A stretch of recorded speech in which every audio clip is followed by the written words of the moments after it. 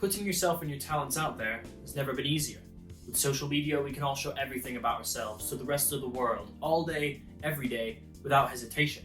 Yet personally, I find that comes with an incredible sense of dread.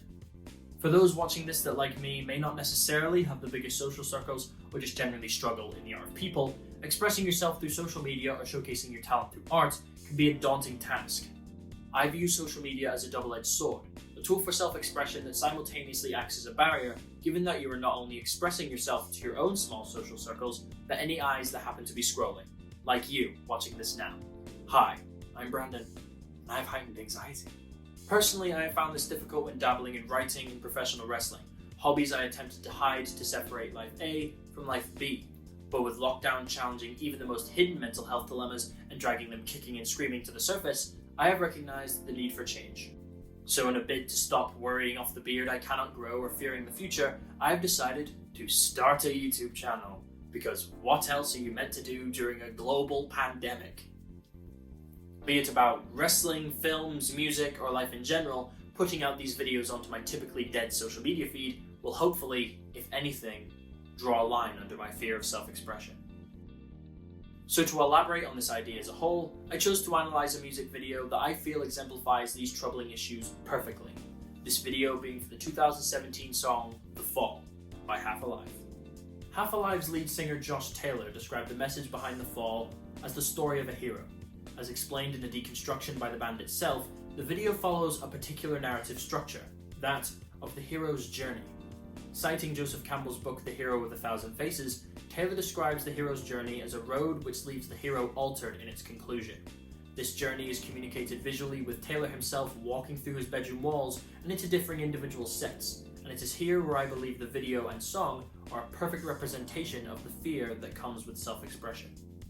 Starting in Josh Taylor's room, he begins the first verse of the song. The room is deliberately blank and pale, visually representing the emptiness Taylor feels in life from his inability to produce his work. Even his costume, almost all black, represents his consumption by his fears. This is of course with the exception of a little yellow pocket, showing his heart willing him forward on his quest. The lyrics complement the visual messages nicely, with the opening lines summing up his struggle.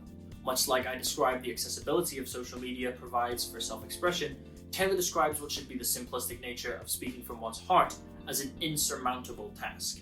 Similar to sharing a dream with someone, the internet takes no prisoners. Whatever you choose to put out there, personally or privately, it sticks, and there's no hiding that.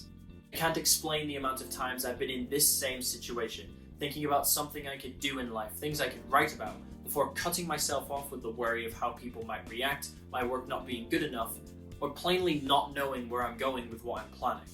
This has happened dozens of times in the filming of this video alone. However, we move forward from Taylor's bed into the white void as he describes it, his battleground for overcoming his monster in the journey. This is where the chorus kicks off, with Taylor joining the rest of the band for the first time. Again, besides the addition of his band members and the instruments, plus a snazzy new jacket for one Mr. Taylor, the set remains blank to represent how Taylor himself is only slowly beginning to visualize how he plans to go forward with his music from the side of his bed. He is going through the creative process, and even in being able to piece together his vision for the video, he still fears it. He still can't trust the fall. We then switch from the chorus to Taylor being stuck in a hospital bed before quickly rushing out to again take up against his fears in the white void, almost akin to his mind palace or the method of IOC. The lyrics in this second verse detail his failure to see the positives in life, only seeing every possible obstacle 10 miles down the road, or out his bedroom window for a more fitting metaphor. For me, this is where the panic and anxiety would set in. Once you actually have a plan and try to go through with an idea as a fully fledged thing, then it becomes real, and real is hard to deal with. Visually, this is communicated by the hospital bed, with the simple act of imagining yourself in a better or more suitable place in life, like Taylor's desire to perform, can drive up feelings of inadequacy or dissatisfaction with your current life and place you right back into the state you began. Then as the chorus kicks off again and blends into the bridge of the song, the battle renews. For the first time now, the blank slate of the background that made up the white void is transformed, replaced by lights of blue, yellow, and red. The creative spark is taking over. Taylor's vocals ramp up, the drums build momentum, the keyboard creates an enchanting atmosphere to the video as Taylor comes to terms with his anxieties and erupts into his vocals with the ferocity only true passion can provide. We all know that feeling That feeling I get from writing, or from professional wrestling, music, and TV. Or you know those videos where people are driving past a bear and the bear waves at them and just, oh, it's just so good. Anyway, that feeling of pure nirvana and contentment with what we are experiencing.